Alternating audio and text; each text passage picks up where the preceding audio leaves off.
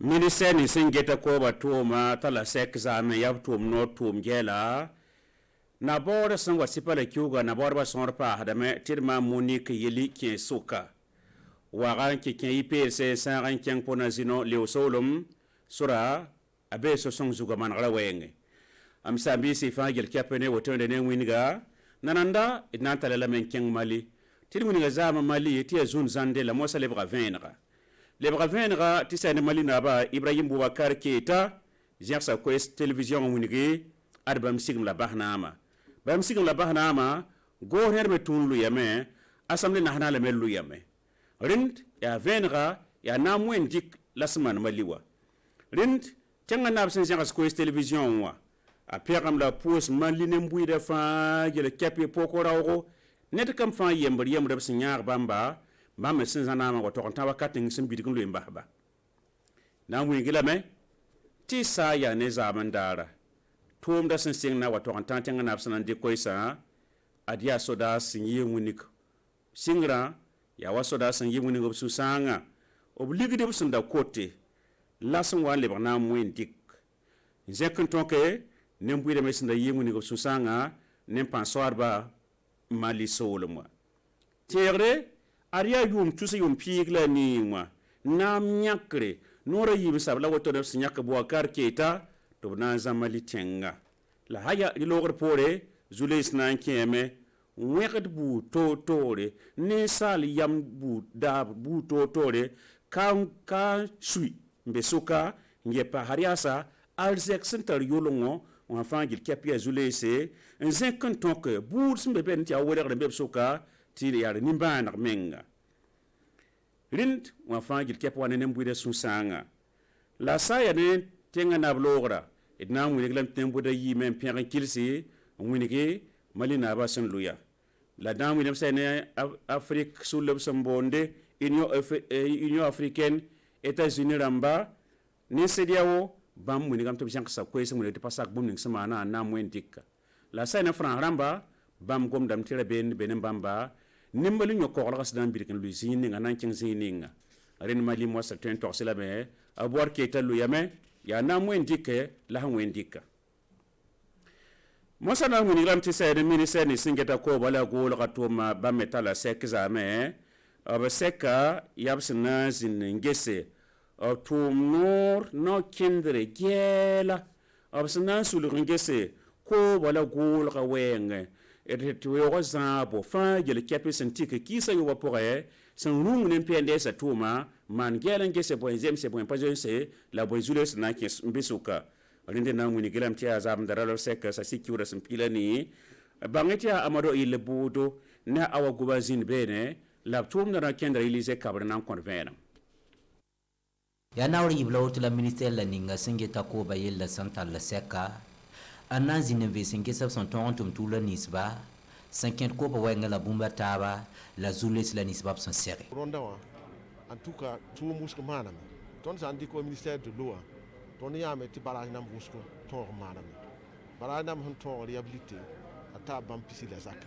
sen ton le mais ya bam pisi la zakme ti barage nam hin ketem de ti tuma be tuma jugu ata bam baram pigla yi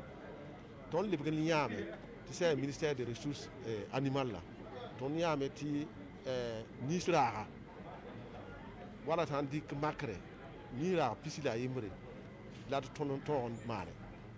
ti tum kanga ketin kenda ton le yame ti ministère des ressources animales la ton ko bioko gundba wa nigariyo na songoba ti yo fa yisuma ton dat de yela me ti c'est ministère de l'environnement ton yame ti tous pistan hectare l'arien de bam tonre kole na yiti ni saramba ton kit ni sa wodo oble yame to le keme yes ne gundba simbe weta po ti geset na gara weta wanto tayisoma ton sa nam basin ke so ministère de l'agriculture tout musu tonrame to moronda wa président de faso kitame ti tondera wa engrais wa sinata ton tous pisnase ko nimbuida waka korba ble kitam ti tonda li rawa bioko wa bumbuwa nyeme ndata tusa ila ko nase na ko nimbuira to pamu ya siti tu muso so to mame se kapia bo la ado wilgam balti bu muso keta so so mane la ba me fob kale bi sam sampali sa norien so kaye barka elise kabre ibinti burkina faso na ken nam nyakre na bawo se pala kiu ko son wata ari na borba son tarapas ko tina mulam tizam ndara na boda yo ye wa ken so yo soka yarma ayula yeli monique kam bangati sulundel nyaar ba sulunten ba sulla bawda me le brandikna kin songo nyebr burkina faso man qal sulla wotone alen ton yem tsana borba so ke pipi par la wotone songul sa yore nan kina borda son wata alen ya zam ndara lab komb nam baw tero lab nam baw wed moara ti mo sa bunda wakata abasong wan tum kanga ya dawda watara en 50 tokne rosali kabore to ezin bene la nabora tum obsnan tume tikri elise kabre akam yeni Monique yani kanga soba la MRB parti wanya kantina yibamba na baoda novembre kiugu son watoranda yumda ado parti watika tiblia tabo sombonda soba ti devisa ya korongo tuma la nyere nyam mem ti ton tenga pora koronga sama me yel wuson wakin suka ti koronga same ton programme rata me ti tenga na namsage koronga yele ti kamba sampa bondo ti koronga yisoma na yiton fa zuzekri voilà kamba san karam soma ba ton ngom ti terroriste yele kamba na bangame ti terroriste ya buninga wa ti ton fa pa man ngata nusi la zabe ti bondo terroriste sa ton tenga bo koronga sa moto ne wa ya neba fa zulese neba fa data ya ti zabra se ti ton tenga gan bane ti kamba lebre ekolwa ti ton fa tenga ti ton garta nusi ti tenga chengtori MRB parti wa noresa 5 nama bob son wata wilgam bala ti bam sampam nama bam nan tue ma koronga nenga to ti aria bangre enquête ti tenkenga tawre barka mosana yi woron to kan ke lew solma ba sir ke baya ti ministre ni singeta to mbeda ministre menga la ngeta so managare obji zame ndik so ni mbonte route national numéro 6 numéro yom saba ba ngete so ni ngita wora kana pio whatsapp on IPLC na sinon to ran ke lew so da be managare zugo ni ministre yime ne poron porse ne bisi mitum na nan to kan gese tum da na kender sinya toto la ba ngete bigesa ya wor do on to kan tek IPLC la ngesa la mikam ti ges rapport so to ka poe tum da be na ken song zugo ministre mun ngam ti zulu ese pa wa woto ne ba me hambo de wakati ni son ko ba yime ya sonwa rende wakati kan ya non ba kuda ne da olozin bene e to kan kila ministre ko ese Eric Bukuma ya mimiti leo sora ya han yit wogodogo ntigen yoso s'appuie na leo sagde tonne ganatoire ton sin yiwame ton mikameti saya sida sora anda sam totoa ha mikti amda mimti ha yindi kit sapon sore wakat ninga ya susamse ya bordo watani samporba accidentarama la ton sin yirunawa oninga ya salagarbala ya salagre le mikame ti ton hombona sobti bebewa lab galaga sura zugu malaga bogoda fa nyede yameti zin chermenga optologo unwara sura un laka un libran kalmana ni kuga na ilenta panga pase to bial na galaga bebewa zugu ringa ton suria no ne entrepreneur ninga hantumna tumna han jese ya miliara niri la karan timsi la gohnera nyake ning tumnoa la sul ninga hon ko ligide pa ligide hin yi na sa tenwa ya ligide hin yi fond spécial routier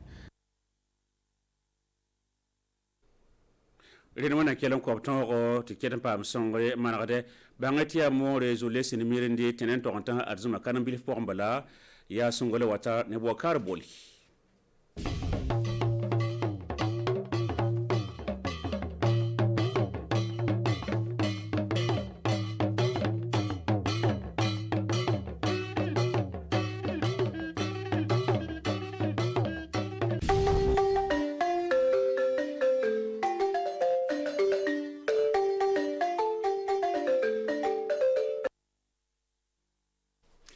barma Burkina Faso television kan bago amta ka se ka furi la se ka dama bidonna tratado min bena anga chochokalo klitan ane konotoma anga klife furi ba o ke limbe la geleye amanga kuma ba damana kanyen sin kata amana ta damana ni mali kanyen sin kata mali ba konana fanga bo shila ka ban abe bolo tugo bolo ni wakati na ko bna ka baraka ka se ka di awa mi awa faso do mali doma o sen fe amta ni kibara flana kanyen sin kata do aba ko sra dlanko ken be kanyen sin kata gouvernement amana ko ta Burkina Faso sra be ma ka katama here konana wiye lewo anu waka dusra flini o kenbe ka se ko labe mbala Burkina Faso television kan bago anikle amata daminani Mali uya yira ko Ibrahim Boubacar Keita mi Mali ka president kore ali ka fanga boshila la kabini kunu ula fe o kenbe ali ye kuma kanta o ka television nya fe ka kuma kan ila ka foko ali ka fanga bana ay wa mi Assemblée nationale o ka la sisu o ba ko barbaration fana jola fen ay wa o ka gouvernement ka baration o jola o senfe wala ka foko kuma kan kono ni ka Mali ka television kono na ko ali ba ka fanga lablala nga ba ka fori la se ka de Malien dum bella gelema ebo mun kera sabe ka se kale blasra aka fanga wakati la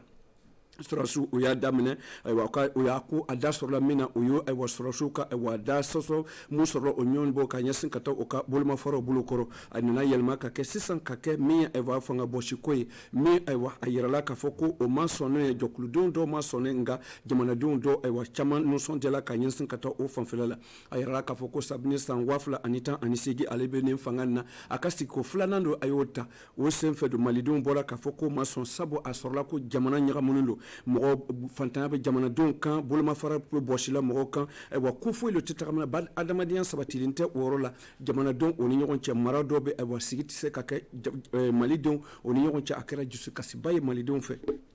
so be ko so akatani akara no sande bay mali don do fe e wa akara mi gouvernement fenga mi sida wu ka jokulu ani union africaine amerique jamana e wa o maso ni nim fanga boshine sabo e wa france fana ko ali hakli siginte kanyen kata here ko fanfe mali la amtana nga cibare sisan ka yansin ka taba do ko minya anga kala filibe sera ka tugana miye politique jokulu ye obo sigila ka tugana miye MRB ye oti dowre o ye mouvement pour la renaissance du Burkina o ye ka yansin ka ta jokulu minana ka se ka fala le fa Burkina Faso lawuri ka bla senkura kan o sen fe do oliyo ka wa cidem bla 5 ans cidem mena ka sebe ka se ko ka wa politique jokulu MRB ka se ka alak ka se ka stranya mandama aka se ka fanga soro kusiam ka se ka walenta ka se ka famerka do anga chide montola madame Rosalie Kabore ani wa Dabora Ouattara uluti anka chide uluntola ne lo karasabe ka se ko laben kadam anko laje anato fleni aletine na yoro foilu la ka yesin ka toka abinana aka jama kulu nyafe ka se ka aka dala kan di kwale bina tarike kala film na anga november kalo klem gwan fla ka masa wagale nyini o ya ambalo muso yeli kamie alina na ka se ka fla ba se ka dala kan di ka se ka chogude chogobne nyata ka se ka do anga kalan symbolu la chogobne aya yara ka ko politique bay ale ka se ka kalandi anga faso doma jamu ka se ka ni rotasro ka ta politique ta ma chogola anga jamana konana alombo na teru dina nyamugo ani landa nyamugo o beda na ka se ka ko do dama akwa ali no son dalo kusaba ali wo wali nyumando sabu ali kalambolo metaka aka kelembo bolo yidu abane keso ya kaseka kunkorota soro ali kala yini mi ko Burkina Faso don o kaseka kalankanya ngadema dini kalana kanya obuseka ke wa kuno wulu bay ikana fa seka di jamana ma ole ake ali kitabu taka aka wala da senye mi livre we politique strafa fala do akwa le bana mi degumo bo okonna anga jamana konna kata kalambolo fa ale bana kuno wulu soro la ali dembale ali kere ma jokuli mi ambalo muso kam moniki yeli ale nana aku chano aywa ale ka foko ale besrana ka nyensin kata ko politique kale ko fanfe sarana fo italela ale ngania menta o ngania mi ka se ka fle aywa lona ta kono na abse ka yelemano jumo do anga kalambolo strala ka nyensin kata aka kalansen bay miedo sabari aywa ka se ka to muso fanfe lala kamale no fanfe lala amse ka kuna wolo jumo do sura ka se ka to aywa anga se ka anga jamana ka sare bolo anga se ko labato o tamasinu ale bena se ka baraka no jango ka se ka ni barasin kurane ka so ko obla senka abena to sebene bla anga ministro ka sobala amtana nga cibare alibele miye ministre somtano kata anga chika baraka ko kuna uluyo ka nyonye baflana sisa wafla nmugan konna nyonye to dawara ay wasmiye pendes ka baranse memblara se ka san wafla an mugan konna aka ministre so konna ay wa kalwo damane temele ko kana barason kera chugodi o ferfere lo latikere o kera anga chido moy Amadou Ilbudo ani ay wa awa guba uluti anga chido lo sokola ulo ner kara sawe ka sako laben ka dama an kulaje Ministre som tano kata anga chiu ka baraka ko kuno olu ka nyonye ba flana si kanyen sin kata o ka barason kuna barase metara bla o yesene ka ko begambalo ko anu komoko kuna anu suko ko kuna de wala tado o tano kata bla sanwafla anu mugan konna na pendes ka barason lu fanfelala ala ni coronavirus ka degi bolo do ani lakanda bala misigini akara sobi ay wasani kala chama o bora o marano konnana akenbe kase kanani degi baye kanyesin kata senebulu ko fanfe komoko ani begambalo ko fanfe kani bora do ministre misigini kata senika ko kuna salifu wedrago ali ayra ka foko ni nyoye ni oto dowere kase ka fli ay wakuna mulo mun sorla sante menu la kanyesin kata ta beni pendes ka barasoyi ubo o lasino konnana ni ya sigida kemeta biduru ani fla olu barase olu sera ka ke kaba nga ni abuluma fara ko ni ya sigiro kemeta biduru e obuluma fara sorla kaba barase mun kera kabdo aka ministre sokona ka sababu yake pende sababu ya lado ni ya sigike kaye e ba mi e sumansia e tonu wata ani fla olu sera ka labe mi kanyase kata noko fanfe do tonu binani ani sig olu sera ka labe o yi ferota kanyase kata mi fere kura o yi dumuni kala kanda koyi o barason o bi 5 ans nga niya jati mina do mungi bulama fara soro ka se ka bla soro ka se suman ko soro ko fanfe o ma million kili ani wa keme o lule boyen soro ni ka nyasin ka ta jiko fanfe la do barazi muga ani woro o lu ko sira ka la kuraya muga ani nani o lu jora tan fla o lu 5 ans o lu jora sira flela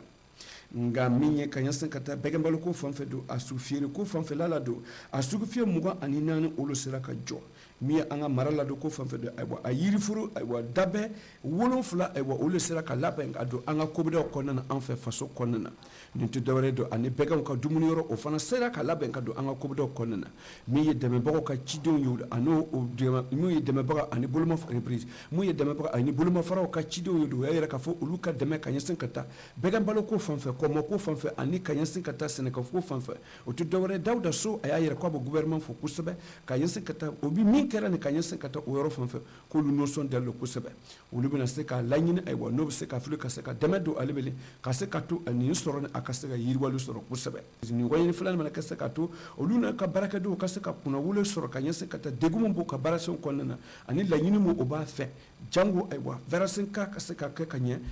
kata pendes ka barase me blara senka sa wafla ani muga ani kelin kata kuna ce san wafla ani muga ani du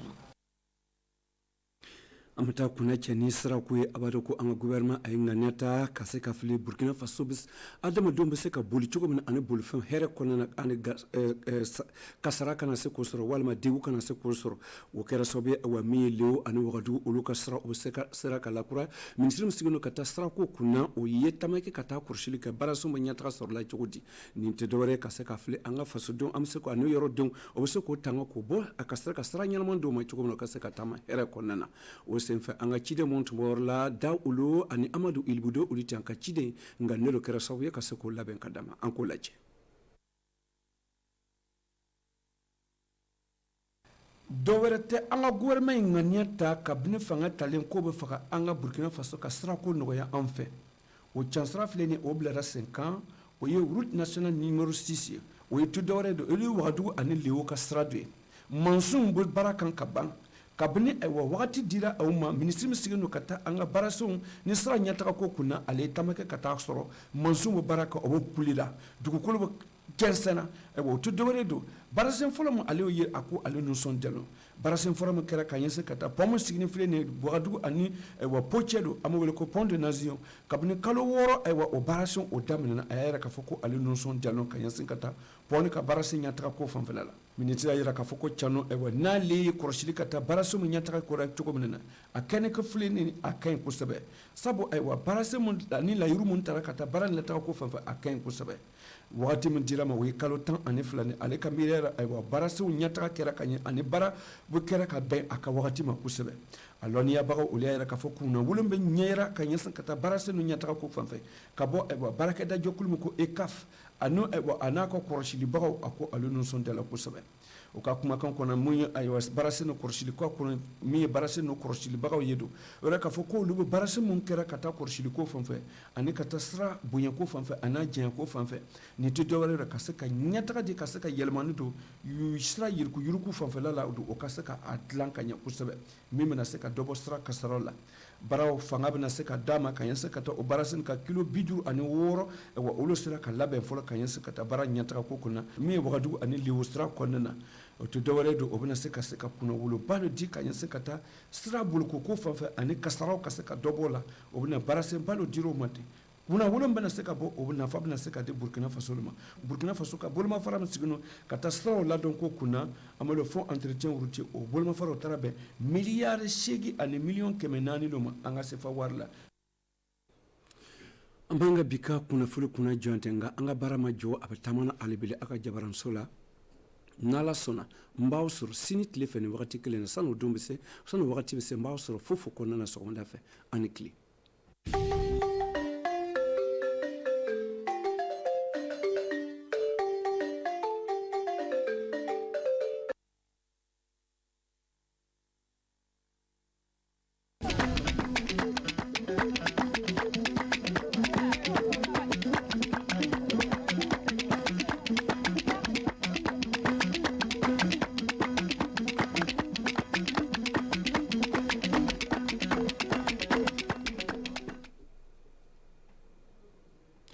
debbo andititeɗo kam yeli Monique natawa ele yimɓe filotoɓe laamu woteji hikkaji ɗi noy goni ko gollal ngal yaari min garan min pamina ɗon le kibaruji amin hannde keɓon famude laawol ummotogol Wagadugu yahantoro lew ñiɓugol maggol no yaara yesso battari laamu kinini ñiɓugol laabi kamdu tawama toon fa seedo noy wonno golliji ɗi yarata ɗum fuu le kibaruji amin hannde min paminan ton sakiraɓe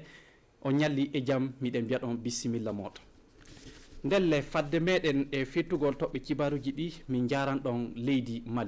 leydi Mali toon du keɓon famude hano ɗum woni kananke leydi Mali Ibrahim Boubacar Keïta kanko du ƴetti konngol kenga nde en le konngol makko ngol du o yettini ɓiɓɓe Mali o wi aranden fuu o jippeke laamu gouvernement makko e député en e hoorejo muɓɓe hoore muɓɓe fuu kamɓe fuu jippeke ndelle le majjum laamu makko tetama woɗi ko wiyete coup d'état ɗum woni ko waɗi o heddoken kanko Ibrahim Boubacar Keïta o yetti yimɓe leydi Mali ɗotilɓe mo e le laamu makko fa wadde hannde mutere nde en fuɗɗanano ankay hano yimɓe kajenoɓe jobdi muɓɓoyim ɓeede de ɗum sakitoroyi e teytude laamu ko jowɗon jogitade tan sakiraɓe Ibrahim Boubacar Keïta ni wonno duuɓi ɗiɗi ko heɓuno laamu caggal wote second tour amma illa nde en rafi denagu fitinaji hakkude leñi e leñi jeenu e rafi jogolo jawdi no woɗiri nder leydi toon no laatukino ɗum woni fa handen saɗɗa le Mali toon ndelle jippagol makko du le laamu fa handen laataneken lundiɓe laamu toon seyore mawde amma dental ɗum woni fa hande leeɗe ɓaleeri ɗum woni e tawti leydi ɗum woni États-Unis ɓen kay fuu holli ke fa hande yaddaki oni o coup d'état amma le leydi France do kam du ƴetti konngol na holla ɗo ke tabital ɗum woni tabital jaam le leydi Mali na laataniɓe kamɓe du kaɓɓa ku'o en jaran yesso sakiraɓe jonin keɓon famude parti mbiyeteɗo ɗum woni mouvement pour la renaissance du Burkina MRB kamdu joƴƴini joni kay ɗum woni neɗɗo muɓɓoy fa tewta laamu ɗum woni wote hikka o wakkati muɗum du inde makko yo Monique ɗum woni Yeli Kam kanko woni ko fa hande joƴƴina kenga nde le gallure Wagadugu ɗo yimɓe wonduɓe makko du wari fa heewi fa ɗotiramo ele gollal ngal ndelle fa keɓen famude noon ɗum yaari en noddan Oumou Diallo o debbo wardi e sembe kanko du o pilotoɗo laamu ndelle parti makko wiyatake na MRB ɗum warano wi'ude dental Burkina Kesso ele hen o wiyana laamu makko fendaji em yo daranade jande sabu jande e needi woni ko ɓiɓɓe Burkina kaaja ndelle keɓon famde ke yigiraɓe makko kureji makko ardiɓe diinaji fuu ina du'ono o. Je suis très reconnaissante à vous toutes et à vous tous. mi yetti sanne e ko gaɗon ɗon kam e ko jaɓuɗon de jardiɗon ko annimi wadde en fuu en darto fa keɓen jande e needi lobbiri mo ɓiɓɓe Burkina Faso kaaja ndelle ɗum eɗen mbawi ɗum o parti warana fa ɓeyda ko wala les partiji Combler un déficit constaté dans les offres des partis politiques. ele hen debbo yo inna suudu woodi o gollonowo hoore makko o wiyatake na kam Monique woodi o wiyana o hulta ngal gollal ndelle keɓon famde e gorka ko o yehi suudu golle batta laamu arano fa o hokka ɓataki mo o windi miiloji makko ley ɗon kam woni ko anni waɗanɗe rewɓe e sukaɓe suɗɗuɓe ndelle keɓon famde suudu baaba o ɓataki yottata ko batta laamu arano sabu kanko debbo on o reway laabi jeeɗi rewede sako ɓataki makko yotto batta laamu arano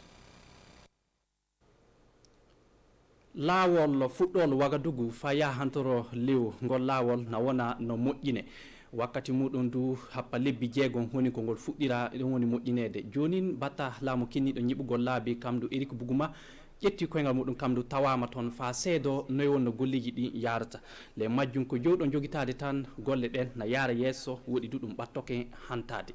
Umaru Tamboura laawol nambaragol numéro jeegom Wagadugu hewta lewo machinaji ɗi ino tawa ɗo no golla batta laamu daraniɗo fa hande ñiɓugol laabi imo tawa ɗo en fo o darane wonno no golleji ɗi ɗi jarata ƴiwde Wagadugu hewta pont nasino lebbi jeegom gaɗa ko golleji ɗi ɗi puɗɗi e dow oɗo hello. Les travaux se déroulent très bien. golleji ɗi ɗi jara fa gasi mboɗirka golle on ino tilsina neɗɗo fa muuya sanne miɗe ɓerɗe ami ino beeli sanne woɗi miɗen jetti nomin jiiri golleji ɗi no gorta est une mise en œuvre absolument impeccable. addu lebbi sappe ɗiɗi wonno aadi koƴanoɗo fa laawol ngol ɗen fo golle muɗum tilo ko heɓa golla joni ino ɓuuri ko heddi wonno ko golloɓe ɓen kolli ndelle ɗum en fof ko sabide heɓa dey wo entreprise cegiliniɗo golle on biyeteɗo ECAF e fa hande entreprise kiño kamɓe caabiɗo un contrôle en amont gollitirɗe ɗen miɗen kiñana ɗum en sanne fadde muɓɓen gollirede e gaɗande gollira fo sabu min jaaha min ponna min daara to weefi laawol ngol e jaaji fo muɗum kun salla ino fododuri e komin atino min kaalide min bindi e dow ɗereji ɗum au dossier de base que nous avons élaboré golleji moƴƴintinde ngol ɗo laawol juutirgol haddu kilométre ji capanɗe joyi e jeegom e métre ji 400 ino laati hello arandewo dow laawol nambaragol numéro jeegom ɗiɗo golleji ino laato sababu fa golleji moƴƴintingo fa hande laabi leydi Burkina Faso puɗɗa e dow fa hande wattugol ceede keesuwal daranigal moƴƴinde laabi fa hello oɗo moƴƴintine Wagadugu hewta pont nasino haddu milliard ji 6 e million ji 400 watta e golle on polisi ɓe le gallure Wagadugu heɓi nangi wuyɓe ɓen du gollen maɓɓe yo taƴogol no yimɓe le gallure Wagadugu so ni ɓe taƴike neɗɗo tan ko baɗɗo muɗum maadu fa hande jawdi ndi fu ndi ɓe tawri ɗum fuu ɓe tetanno ɗum le majjum kamɓe ɓen ɓe nangama woɗi ɗo ɓe kollinama yeeso kokkoɓe kibaruji keŋa ndelle le majjum en noddan Oumou Diallo wara fillonoɗen ko ɓuuri ni le majjum himɓe nayo ɓe jiyoto ni en yo bomɓen guykaji war hooreji ley bitigaji ley galleji e ley luumoji ɗum tan wonno golle maɓɓe jolle ɗum hantanake ɓe himɓe keɓon famde yo jemma ɓe natata ley bangeje dagu Karpala Rayongo Witenga zone 1 e Dasasugo ɓe naata ɓe barmina himɓe ili ɗon e hiiñu mo golle service police ɓe sariya wonɓe ley ndewgu centre kam saabi ko ɓe paamana dey ɓe namta e wawtu ndungu mo gonɗen o guykaji e barmereji ne keewi sanne ili ɗon mawɗo police ɓe na ŋaaro himɓe tinno kakkilana ko e muɗum e bangal majjum service police ɓe sariya wonɓe ndewgu centre na barjo himɓe e bangal mballa mo ɓe gaddani police ɓe faa ɓe keɓi ɓe nangi ɓe bomɓe ele hen ɓe ŋaaro himɓe tinno wawtu fuu sini matani dagu ɓe bomɓe tinno kaalana ɗum wonno soldasiɓe meɗen daraniɓe nder ndago suudu baba ɗi kibaruji min gonno handen fa min jottina ɗon walla fof ko heddi ɓuuri mi wiyan ɗon fofo moɗon Allah hokkuɗen jango e jaam e cellal fa min keɓa kibaruji goɗɗi min jottina suudu baba jaam ñallanɗen ko fofo moɗon